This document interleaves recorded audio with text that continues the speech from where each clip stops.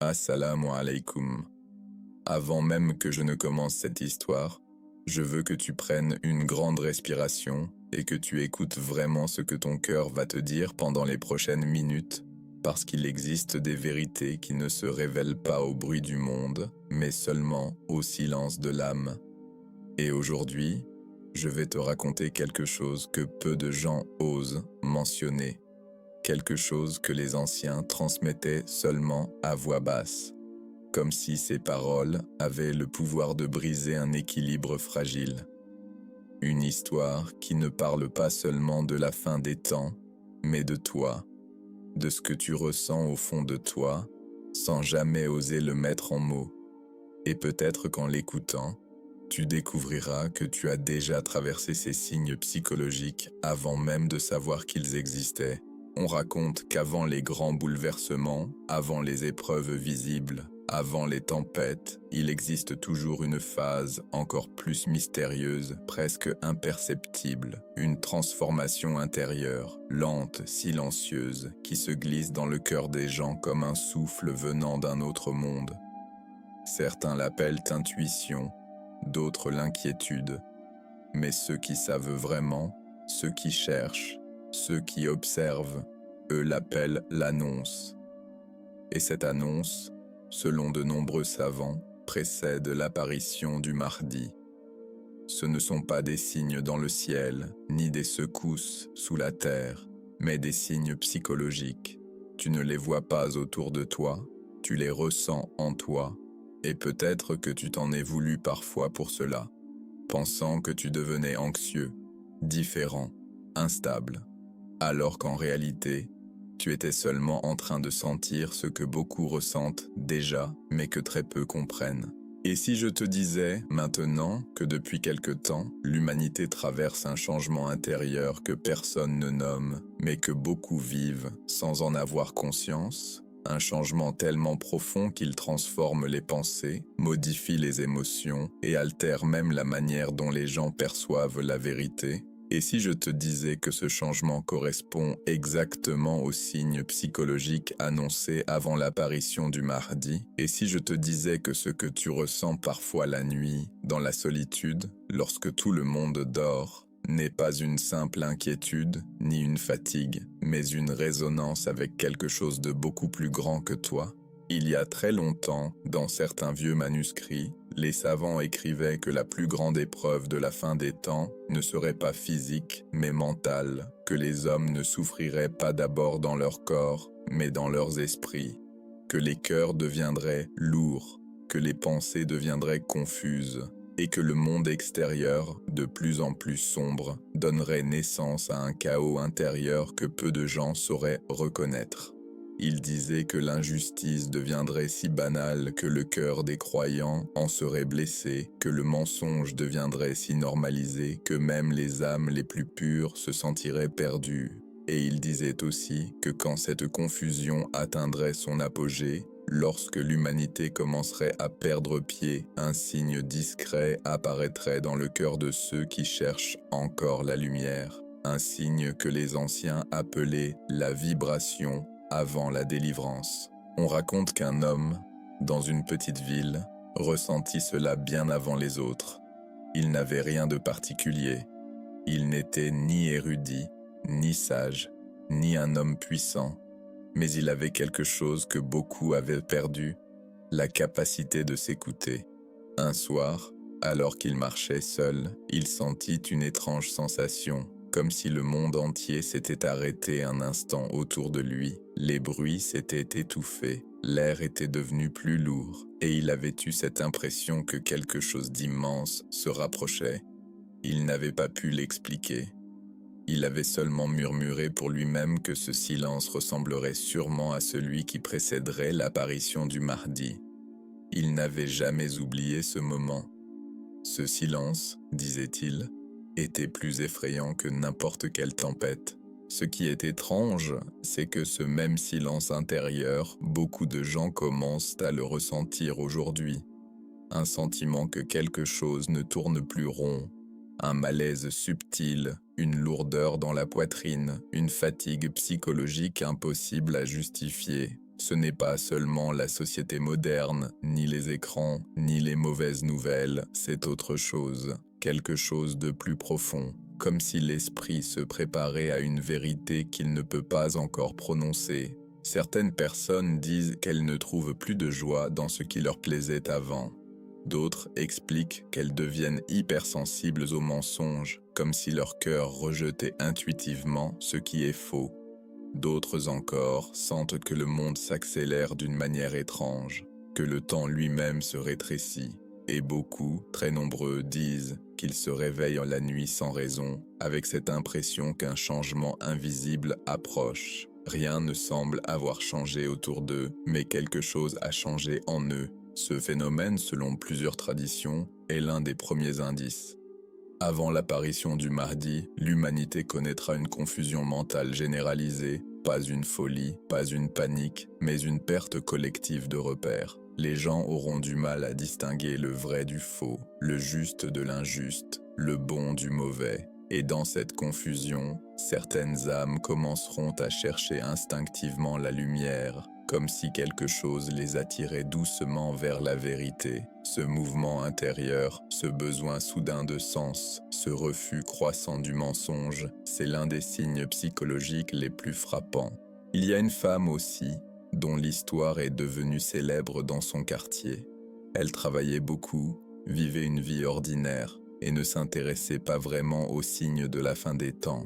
Mais un jour, sans explication, elle a commencé à ressentir un poids étrange dans son cœur. Pas une dépression, pas une peur, plutôt une impression d'attente, comme si quelque chose allait changer bientôt.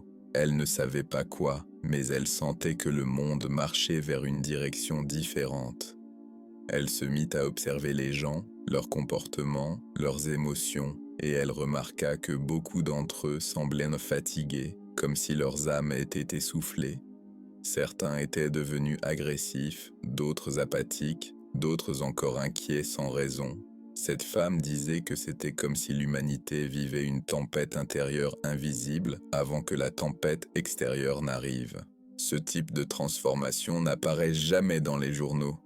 Tu ne verras jamais une émission expliquer que les gens deviennent soudain sensibles à l'injustice ou incapables de supporter le mensonge. Et pourtant, c'est ce que tu remarques autour de toi, n'est-ce pas? Les gens ne supportent plus les conversations superficielles, ni les relations toxiques, ni les mensonges qui autrefois ne les dérangeaient en pâtant. Il se passe quelque chose dans les cœurs, quelque chose qui ressemble à une purification progressive, comme si la vérité cherchait à redevenir visible alors que le monde essaye encore de la camoufler. Et si je te disais que ce sentiment que tu as parfois, ce sentiment de ne plus te reconnaître, ce besoin soudain de te recentrer, de te purifier, d'éviter les choses qui t'éloignent de ton âme, n'est pas dû au hasard? Certains savants disaient que Dieu prépare l'intérieur des hommes avant de changer l'extérieur du monde. Qu'avant l'apparition du Mahdi, les croyants seraient testés dans leurs esprits, dans leurs émotions et dans leurs intentions. Ils seraient poussés à choisir entre le chaos du monde et la paix intérieure. Et ceux qui suivraient la paix intérieure seraient guidés vers la lumière. Ce choix, beaucoup le vivent aujourd'hui sans même s'en rendre compte. Il y a aussi ces rêves étranges que beaucoup rapportent. Des rêves où ils voient des chemins, des portes, des mers agitées ou des plaines désertiques. Des rêves où ils courent, où ils cherchent quelque chose sans le trouver. Des rêves où ils ressentent une présence, parfois douce, parfois lourde. Et l'on dit que dans les époques proches de grands bouleversements, les rêves deviennent des messages, non pas pour prédire, mais pour préparer. Le cœur comprend dans les rêves ce que l'esprit n'est pas encore capable d'accepter éveillé. Certains jeunes disent que leur esprit est fatigué sans raison. Pas une simple fatigue due au travail ou au manque de sommeil. Non, une fatigue du cœur. Une fatigue de l'injustice, de la confusion, de la perte de sens. D'autres disent qu'ils sont soudain attirés vers la prière, qu'ils ressentent un besoin inexplicable de se rapprocher de Dieu. D'autres encore disent qu'ils ne supportent plus les environnements négatifs, les discussions futiles, les influences toxiques. Comme si leurs esprits se mettaient à filtrer ce qui les éloigne de la lumière, et c'est exactement ce que les anciens décrivaient. Avant un grand changement divin, Dieu purifie les cœurs de ceux qui seront capables de Reconnaître la vérité. Il ne les purifie pas par des signes extérieurs, mais par des signes intérieurs. Le cœur commence à refuser le mensonge, à chercher la justice, à ressentir le malaise du monde, avant même que les événements ne se produisent. Peut-être que toi aussi tu as ressenti cette sensation étrange, ce sentiment que quelque chose approche. Peut-être que tu t'es demandé pourquoi tu changes, pourquoi ton âme devient plus sensible, pourquoi ton esprit est plus conscient qu'avant. Peut-être que tu as ressenti cette impression de silence avant l'orage. Et si c'était l'un des signes psychologiques que les anciens attendaient? Si ton cœur, sans le savoir, était en train de se préparer à une vérité plus grande? Beaucoup de gens pensent que les signes de la fin des temps sont extérieurs, mais les premiers et les plus importants sont intérieurs. Ils naissent dans le cœur, se propagent dans l'esprit et modifient la manière de voir le monde. C'est cela le vrai début, le début silencieux, le début psychologique. Et ce n'est que la première partie, Janie, parce que ce que je vais te raconter ensuite, dans la suite, sera encore plus profond, encore plus révélateur. Si les premiers signes touchent l'âme, les suivants touchent la conscience elle-même. Si tu as déjà ressenti ces vibrations subtiles dans ton cœur, alors sache que tu n'es pas seul. Beaucoup marchent sur ce même chemin sans le savoir, sans comprendre que l'invisible se prépare à se manifester dans le visible. Les anciens disaient que la conscience de l'homme devient le théâtre des premiers signes avant le grand changement, et que cette conscience est comme un miroir fragile qui reflète l'état de l'âme collective. Chaque inquiétude, chaque moment de solitude, chaque réflexion nocturne sur l'injustice et la vérité est en réalité un écho de cette vibration intérieure. Il y a un garçon, dans une ville ancienne, qui commençait à sentir ce changement avant même de comprendre ce qui lui arrivait. Il ne savait pas pourquoi il ressentait une angoisse diffuse en voyant les autres se comporter de manière égoïste ou malhonnête. Ce n'était pas seulement un jugement moral, mais une douleur qui venait du plus profond de son cœur. Les mots mensongers, les attitudes hypocrites, les sourires trompeurs, tout cela le blessait intensément. Certains auraient dit qu'il était trop sensible, trop fragile ou qu'il dramatisait. Mais ce qu'il vivait était exactement ce que les anciens avaient décrit comme la purification du cœur avant l'apparition du Mahdi. Ce processus n'est jamais rapide. Il est lent, presque imperceptible pour ceux qui ne prêtent pas attention. Chaque jour, le monde semble normal, mais à l'intérieur, quelque chose change. Le regard que tu poses sur les autres devient plus clair, plus affiné. Tu commences à percevoir la dissonance entre ce qui est dit et ce qui est vécu. Tu remarques le poids des mensonges, la fatigue des âmes, l'incohérence des actions humaines. Et paradoxalement, cette prise de conscience apporte une paix silencieuse. Parce que tu sais que tu n'es plus aveugle, même si le monde autour de toi reste confus, ton cœur commence à voir la lumière. Il y a aussi ces moments étranges où la vie semble ralentir. Tu marches dans une rue animée, et pourtant, tout paraît plus calme, plus silencieux, comme si le monde entier s'était mis en pause pour que ton esprit puisse entendre ce qui ne se dit pas à haute voix. Tu ressens une sorte d'urgence intérieure, non pas pour accomplir quelque chose, mais pour observer, pour comprendre, pour préparer ton âme. Ces moments sont précieux. Ce sont des indices que l'âme commence à se synchroniser avec les événements futurs, même si la raison humaine ne peut encore les expliquer. De nombreux savants ont parlé de ce phénomène. Ils disaient que l'humanité passerait par une période de fatigue mentale collective où les certitudes seraient ébranlées et où les illusions seraient exposées. Ce n'est pas un chaos visible, mais un désordre invisible. Les gens se sentent perdus, même s'ils ont tout matériellement. Ils cherchent des réponses, mais les réponses habituelles ne suffisent plus. Ils sentent une dissonance, une fracture entre ce que le monde leur offre et ce que leur âme réclame. Et dans cette fracture, certains commencent à ressentir l'appel intérieur, l'attraction vers la vérité et la justice, l'envie de purifier leur vie de tout ce qui les éloigne de la lumière. Une autre histoire raconte une vieille femme, sage et silencieuse, qui vivait recluse dans un village isolé. Elle ne connaissait pas les nouvelles technologies, elle ne lisait pas les journaux, et pourtant elle sentait le changement avant tout le monde. Ses voisins la trouvaient étrange, car elle parlait souvent de paix intérieure et de justice, alors que le monde extérieur semblait sombrer dans le chaos. Elle disait que les signes psychologiques étaient partout, dans la fatigue des jeunes, dans l'incompréhension des adultes, dans le désespoir des anciens, et elle ajoutait « Ceux qui écoutent leur cœur verront la vérité avant qu'elle ne soit évidente. Ceux qui ne l'écoutent pas vivront dans l'illusion jusqu'au dernier moment. » Tu pourrais te demander pourquoi ces signes sont-ils psychologiques et non visibles ? Parce que le changement le plus profond commence toujours à l'intérieur, avant que la justice divine ou l'apparition du Mahdi ne soit manifeste dans le monde, elle doit d'abord être manifeste dans les cœurs.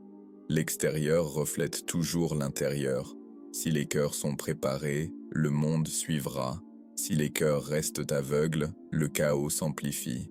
C'est pour cela que tant de signes se présentent sous forme de fatigue intérieure, de sensibilité accrue, d'hypersensibilité aux mensonges, d'angoisse silencieuse et de rêves étranges. Tout cela est un entraînement, une purification, une invitation à éveiller l'âme. Les jeunes ressentent souvent cette transformation plus intensément. Leurs esprits sont plus ouverts, plus réceptifs, et donc plus touchés par l'incohérence du monde. Beaucoup ressentent une attirance soudaine vers la prière, vers la méditation, vers l'étude de la vérité. Certains se sentent isolés parce qu'ils ne peuvent plus tolérer les discussions superficielles, les comportements toxiques, la corruption et l'injustice qu'ils voient autour d'eux. Mais ce sentiment d'isolement est en réalité une bénédiction déguisée. Il leur permet de se concentrer sur leur purification intérieure, de renforcer leur lumière intérieure avant qu'elle ne soit testée dans le monde extérieur. Il existe aussi cette expérience collective que beaucoup rapportent, le sentiment que le temps lui-même devient étrange. Les jours semblent plus courts, les nuits plus longues, et pourtant, chaque instant est chargé de signification. C'est comme si l'univers lui-même se préparait et que chaque âme sensible commençait à ressentir cette préparation. Les anciens ont écrit que ce sentiment de décalage temporel est l'un des premiers indices de l'imminence d'un grand changement. Il ne s'agit pas de prédire l'avenir, mais de sentir la direction dans laquelle l'humanité se dirige. Une autre dimension de ces signes psychologiques concerne les relations humaines. Avant l'apparition du Mahdi, beaucoup commenceront à sentir une dissonance dans leurs relations. Certaines relations s'éteignent naturellement, d'autres se renforcent, et certaines deviennent une source de douleur et de confusion. Ce processus n'est pas accidentel. Il reflète la purification intérieure. Ceux qui sont sincères et purs seront naturellement attirés les uns vers les autres, tandis que ceux qui vivent dans l'illusion s'éloigneront, consciemment ou inconsciemment. Ce tri silencieux est une autre forme de préparation psychologique pour ce qui va venir. Les émotions deviennent également plus intenses.